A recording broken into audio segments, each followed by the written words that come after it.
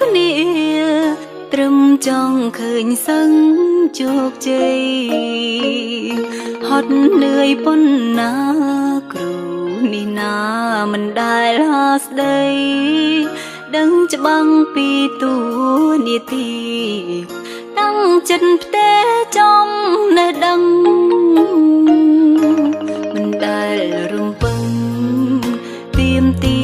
សើដឹងគុណគ្រូអំប្រសង្ឃមិនដែលរអូជាគ្រូដើម្បីគ្រប់គ្នា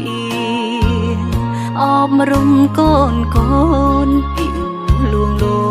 មចូលសាលាបេងដូងគ្រូក្នុងលោកាតែងចង់ឃើញសឹងជោគជ័យ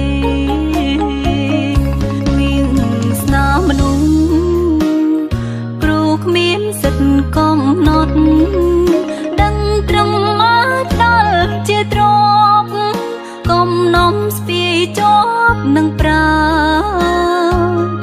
ចំណេញវិញជាទ្រព្យចោលឆក់មិនបានរូបទេឲ្យសឹងគ្រប់យ៉ាងជាទ្រព្យចោលប្រានពេញមួយជីវិតជាអ្នកអប់រំសង្គមត្រូវការពួកយើងទឿនសឹងឲ្យខំប្រឹងឡើងស្រោតផ្ដើមស្រូបយកវិជ្ជា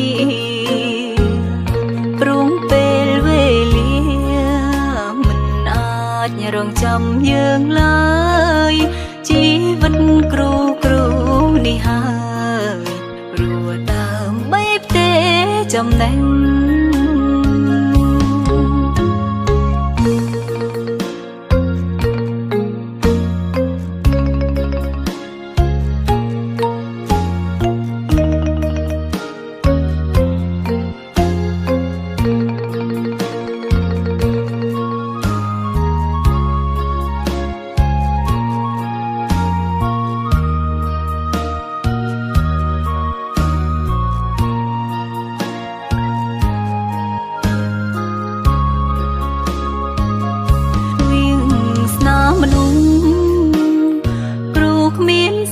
កំណត់ដឹងត្រឹមអាចដល់ជាទ្រព្យ